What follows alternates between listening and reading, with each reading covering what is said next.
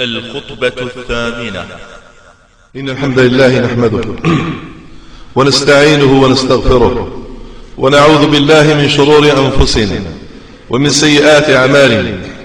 من يهده الله فلا مضل له ومن يضلل فلا هادي له، وأشهد أن لا إله إلا الله وحده لا شريك له، وأشهد أن محمدا عبده ورسوله صلى الله عليه وعلى آله وصحبه وسلم تسليما كثيرا.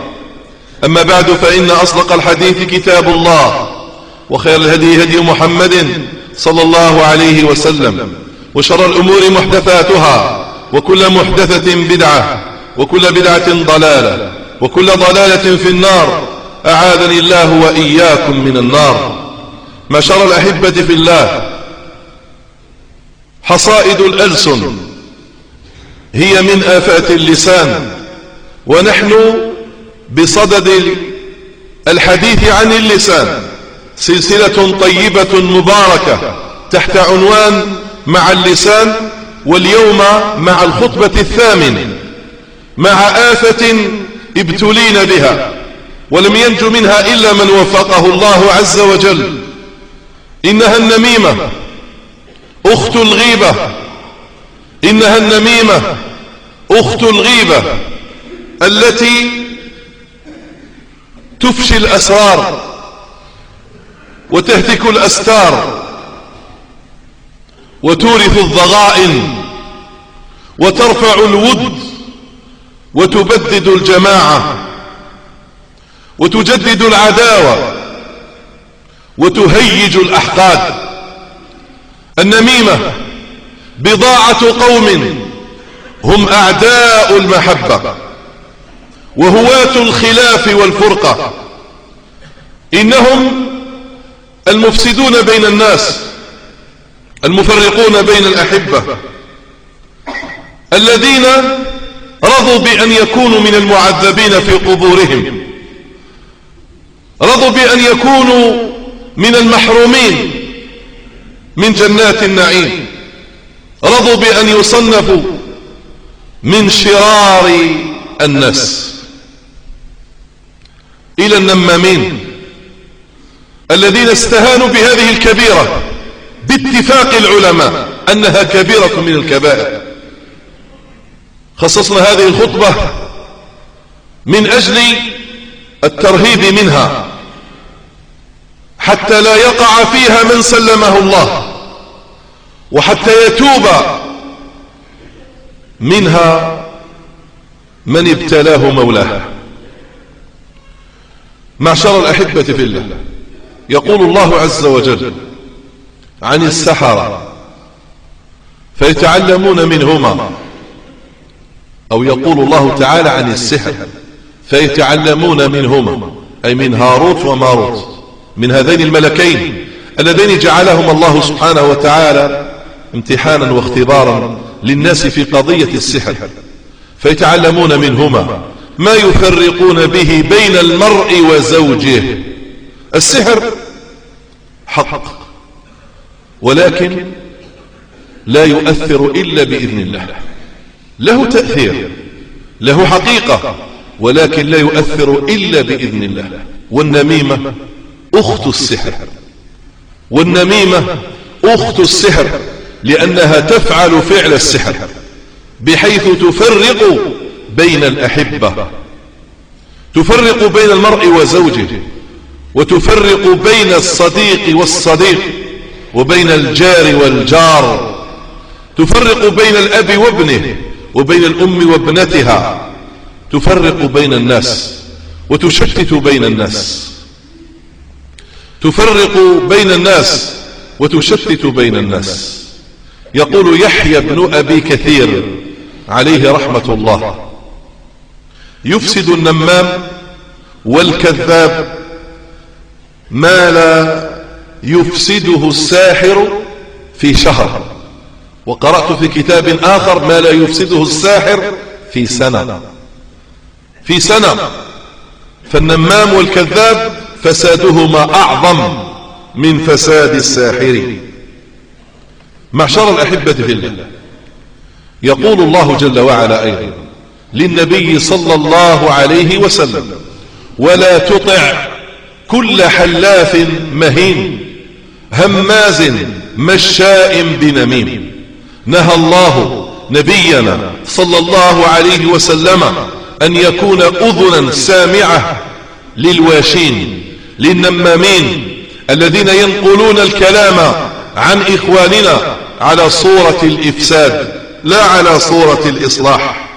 يقول سليمان ابن داود عليهما السلام لابنه: يا بني إياك والنميمة، يا بني إياك والنميمة فإنها أحد من السيف.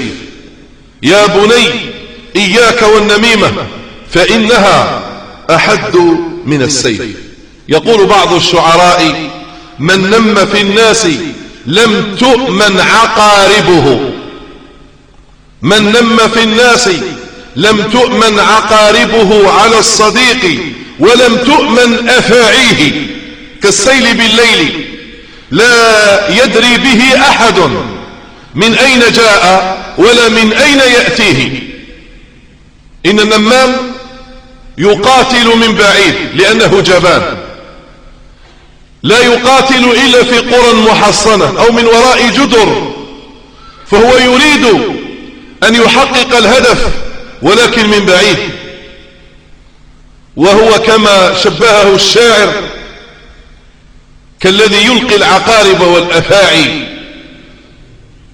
السامة القاتلة بين الناس، أو هو كالسيل الجارف الذي لا يأتي على شيء إلا وحمله معه، يأتي في الليل. وسيل الليل خطير جدا لأنك لا تدري متى يأتي، أو قلت لأنك لا تدري من أين أتى وإلى أين يذهب. ولا تطع كل حلاف مهين هماز مشاء بنميم. إذا كان النبي صلى الله عليه وسلم نهاه الله أن يسمع للواشين والنمامين، فنحن من باب أولى ألا نعطيهم آذاننا وألا ننفق لهم أوقاتنا، بل يجب أن نصون آذاننا عن النمامين وأن نحفظ أوقاتنا من أن نهدرها في مثل هذه المعصية بل الكبيرة.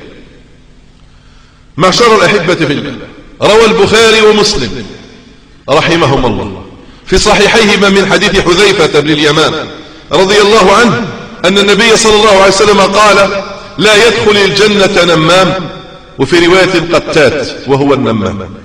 لا يدخل الجنة نمام من يرضى لنفسه أن يحرمها من جنات النعيم، من يرضى لنفسه أن يحرمها من النعيم المقيم. النمام رضي لنفسه، النمام رضي لنفسه أن يحرم من جنات ونهر في مقعد صدق عند مليك مقتدر. إنه شقي، إنه محروم، لم يحالفه الصواب ولم يوفق من الله عز وجل. وفي الصحيحين من حديث عبد الله بن عباس رضي الله عنهما عن النبي صلى الله عليه وسلم أنه مر بقبرين قال: إنهما يعذبان، أي في قبريهما، وما يعذبان في كبير، بلى إنه كبير، وما يعذبان في كبير أي وما يعذبان في شيء كان يشق عليهما بل كان سهلا عليهما. بلى إنه كبير أي في عين الله، هو كبير عند الله وتحسبون وينا وهو عند الله عظيم.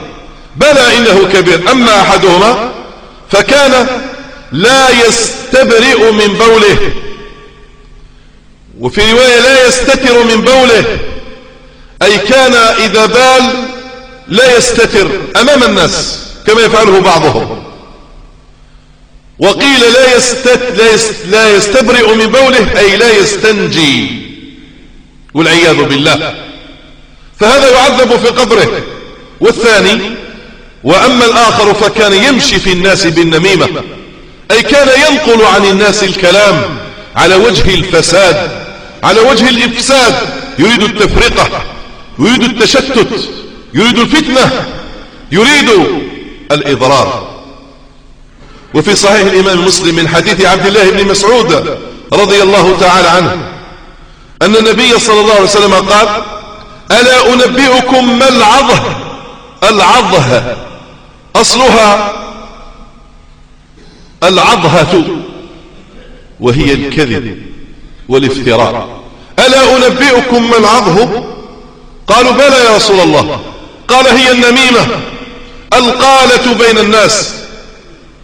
النميمة القالة بين الناس، أي نقل القول بين الناس على وجه الفساد والإفساد والفتنة والإضرار. وفي مسند الإمام أحمد من حديث عبد الرحمن بن غن رضي الله عنه عن النبي صلى الله عليه وسلم أنه قال: خيار عباد الله الذين إذا رؤوا ذكر الله، نسأل الله من فضله. خيار عباد الله الذين إذا رؤوا، أي إذا رآهم الناس، ذكر الله. وشرار عباد الله المشاؤون بالنميمة، المفرقون بين الأحبة، الباغون للبراء العنت. وفي كتاب آخر وهو صحيح الترغيب والترهيب: الباغون للبراء العيب. هذا حديث عظيم يخبر فيه النبي صلى الله عليه وسلم عن طائفتين، عن طائفة من خيار الناس جعلني الله وإياكم منهم، وهم الذين إذا رآهم الناس ذكروا الله عز وجل، وهم الربانيون من عباد الله الذين جعل الله عز وجل سمتهم، أي مظهرهم، جعل مظهرهم ذكرى للناس، جعل مظهرهم موعظة للناس، جعل مظهرهم تذكرة للناس. ما بالك إذا تكلموا، ما بالك إذا تكلموا وإذا فعلوا فمظهرهم فقط يذكر بالله، ما بالك إذا قالوا وإذا عملوا وفعلوا. والطائفة الثانية هم من شرار خلق الله، نعوذ بالله أن نكون منهم، وهم المشاؤون بين الناس بالنميمة، يفرقون بين الأحبة، يحسدون الناس أن يكونوا متحابين، يحسدون الناس أن يكونوا متعاونين متعاطفين، يحسدون الناس على هذا الخير، على هذا الفضل الذي آتاهم الله عز وجل. المفرقون بين الأحبة الذين يبغون للبراء العنت. العنت هو التعب والنصب والشد. وفي كتاب آخر كما قلت العيب، أي الباغون للبراء التهم، يريدون أن يتهموهم، لا يهدأ لهم بال ولا يستقر لهم حال حتى يروا هؤلاء البراء يتهمون، إما في دينهم أو في عرضهم أو في أمانتهم أو في خلقهم أو في غير ذلك. فهؤلاء هم من شرار الناس، من شرار خلق الله عز وجل. وفي سنن أبي داود وغيره من حديث أبي الدرداء رضي الله عنه أن النبي صلى الله عليه وسلم قال: ألا أخبركم بأفضل من درجة الصيام والصلاة والصدقة؟ سؤال عجيب، كاين أفضل من الصيام؟ كاين أفضل من الصلاة؟ كاين أفضل من الصدقة؟ قالوا: بلى يا رسول الله، أي أخبرنا. قال عليه الصلاة والسلام: إصلاح ذات البين. إصلاح ذات البين هي عكس النميمة، هي ضد النميمة. النمام يفسد بين الناس، وهذا يصلح بين الناس. إصلاح ذات البين، قال: فإن فساد ذات البين هي الحالقة. لا أقول تحلق الشعر، ولكن تحلق الدين. فإصلاح ذات البين من أجل الأعمال. قد يفوق أجرها الصلاة والصدقة والصيام، كما قال تعالى: لا خير في كثير من نجواهم، أي لا خير في كثير من كلام الناس إلا من أمر بصدقة أو معروف أو إصلاح بين الناس، ومن يفعل ذلك ابتغاء مرضات الله فسوف نؤتيه أجرا عظيما. ما هو الأجر العظيم في الإصلاح بين الناس؟ أنك تأخذ أجرا يكون أربى وأعلى من أجل الصلاة والصدقة والصيام. ولكن الصدقة هنا ليست الصدقة اللي هي المفروضة الزكاة، كذلكم الصلاة كذلكم الصيام، بل الصدقة النافلة والصلاة النافلة والصيام النفل. معشر الأحبة في الله، ثم أخبر النبي صلى الله عليه وسلم عن ضد الإصلاح بين الناس، وهو النميم، وهو فساد ذات البين، وشبهها النبي صلى الله عليه وسلم بالحالق، الحالقة التي تحلق الشعر، ولكن هي في الحقيقة لا تحلق الشعر وإنما تحلق الدين. أي عندما تكون هناك فرقة بين الناس وفساد بين الناس، تفسد العلائق وتفسد الصلات وتفسد القلوب، ماذا يحصل؟ يحصل ضعف في الدين، ضعف في الإيمان، وهذا يجر إلى أمور أخرى، يجر إلى مفاسد لا يعلم مداها إلا الله سبحانه وتعالى. ولهذا النبي صلى الله عليه وسلم من أجل أن يثبت الأخوة بين المهاجرين والأنصار، بل بين الصحابة جميعا، أمر بهدم مسجد الضرار، وهو مسجد يا إخوان، مسجد، ولكن لما بناه المنافقون من أجل أن يفرقوا بين المؤمنين، وقد أطلعه على قصدهم رب العالمين، أمر بهدم المسجد.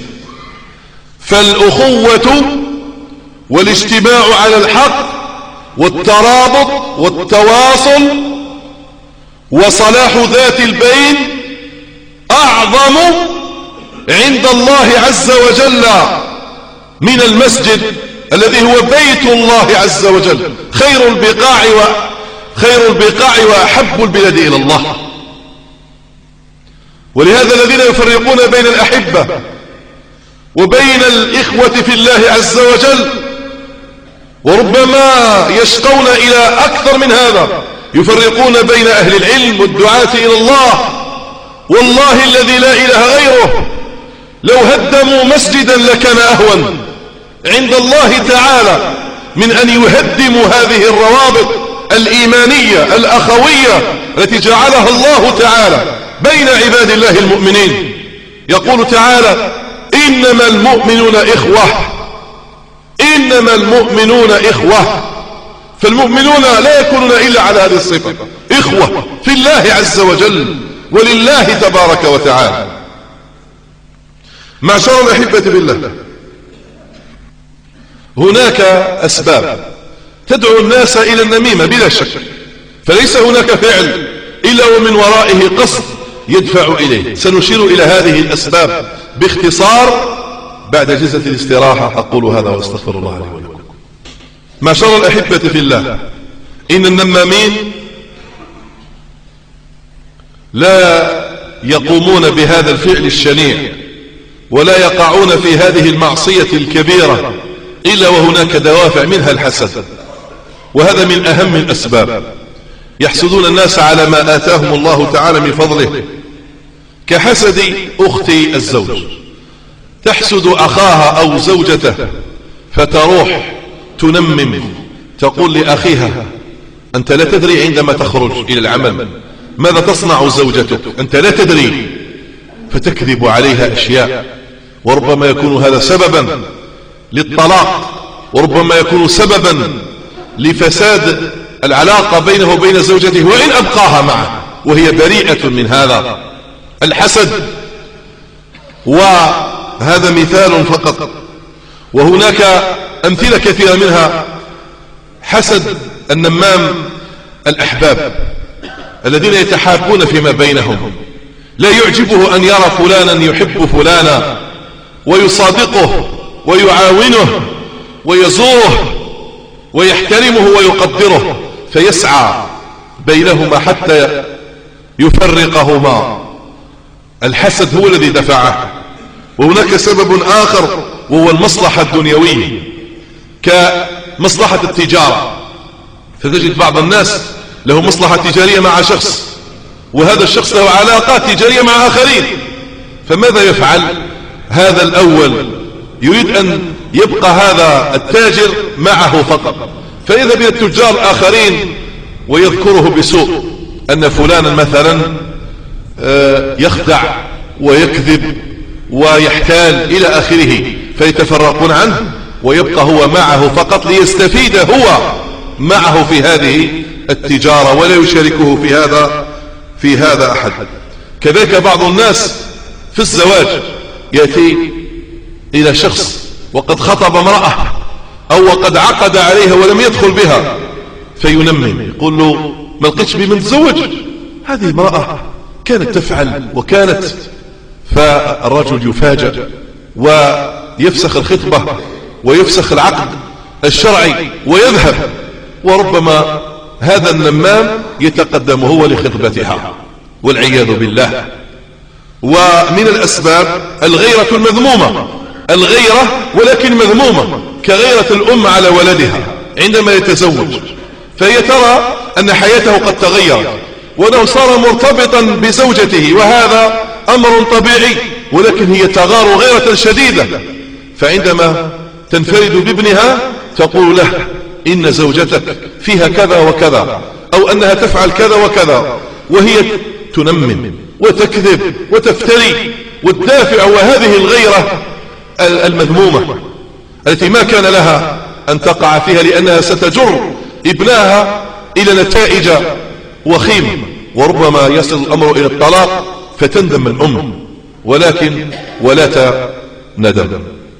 معشر الأحبة في الله، من الأسباب مرض يصيب القلب وهو مرض العشق.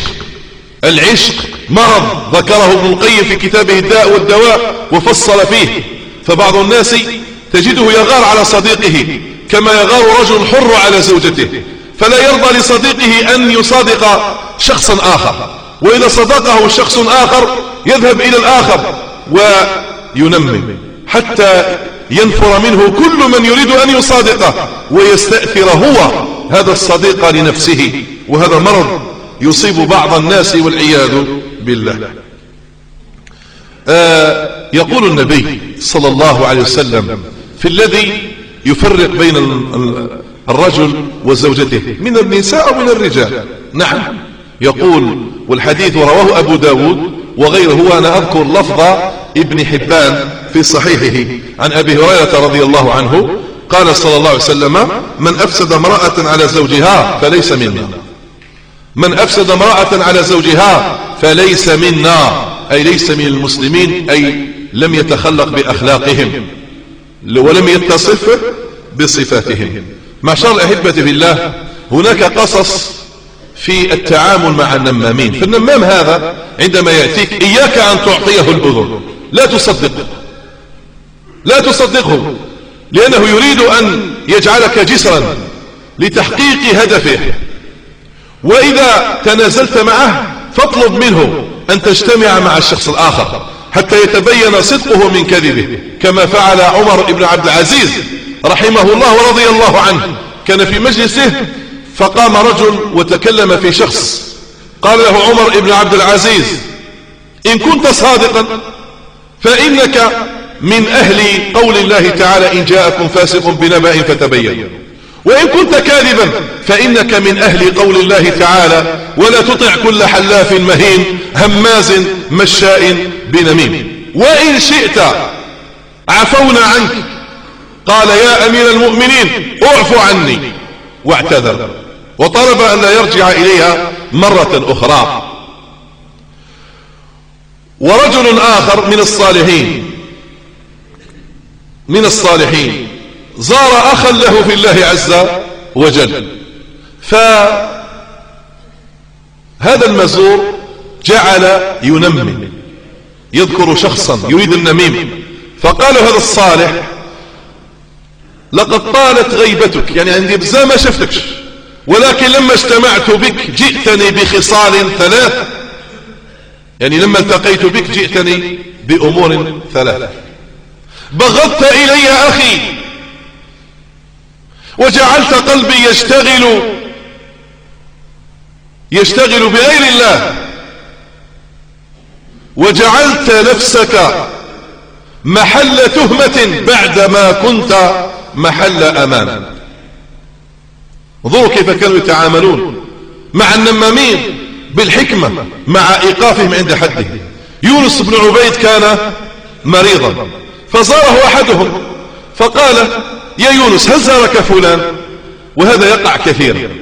بعض الناس يروح جنازة يقول الباب اسمه الوليد الميت، يقول: واش جاء فلان حقه في الجنازة؟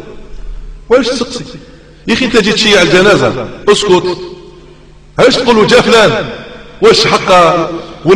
والنساء نفس الشيء، واش جات فلانة كي كنت مريضة؟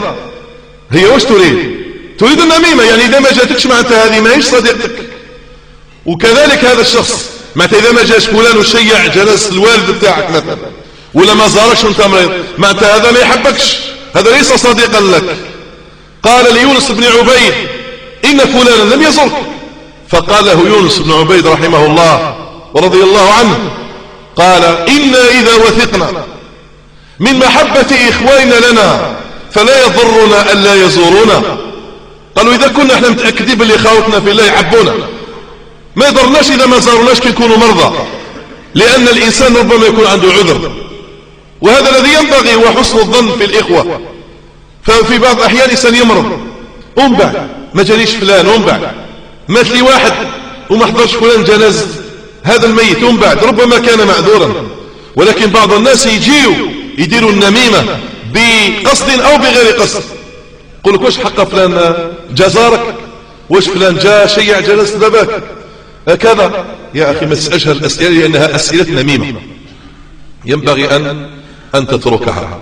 والإنسان إذا جاء واحد ونقل لك خبر يريد أن ينمم، إياك إذا ذهب بعدما ترده يعني ويروح، إياك أن تتجسس وتتحسس، تقول واقع عنده الحق، تروح تبحث هنا راك وقعت في الخطأ. هذا نمام. وانت من أدراك أن هذا الشخص المذكور الغائب عنك، شكون قال لك باللي تكلم فيك؟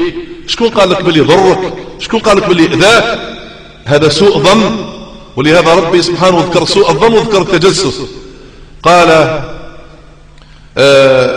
يا أيها الذين آمنوا اجتنبوا كثيرا من الظن إن بعض الظن إثم ولا تجسسوا. فالإنسان كي سوء ظنه بالشخص يروح يجسس عليه. إذا انت واش دير؟ طهر قلبك، زكي نفسك، وأحسن الظن بأخيك، وهذا هو الواجب. وفي الحقيقة هذا اللي جاي نقول لك باللي خوك قال فيك فلان، قلت يعني قال فيك يعني كذا وكذا، هذا في الحقيقة هو اللي يسب فيك، هو اللي راه يشتم فيك. لأن أخوك الغائب نفترضه باللي صح قال فيك، صح ما تجرأش باش يجي يواجهك يقول لك انت كذا وانت كذا، ما تجرأش. شكون يتجرأ؟ النمام وجا هو نقل لك الكلام. إذا شكون يسبك؟ ماشي الغايب، النمام. وفي هذا يقول أحد الشعراء: من يخبرك بشتم عن أخ فهو الشاتم لا من شتمك، فهو الشاتم لا من شتمك، ذاك شيء لم يشافهك به، إنما اللوم على من أعلمك. إذا اللي جاي يقول لك باللي فلان قال فيك ذا، في الحقيقة هو اللي يسب فيك. خوك الغايب هذاك حتى ولو قال صح ما تجرأش باش يقابلك. إذا النمام ينبغي أن يذل وأن يهان وأن يخسأ وأن يطرد حتى لا يجد مكانا يروج فيه بضاعته الكاسدة. هذا ما تيسر في هذا الموضوع الخطير، موضوع النميمة.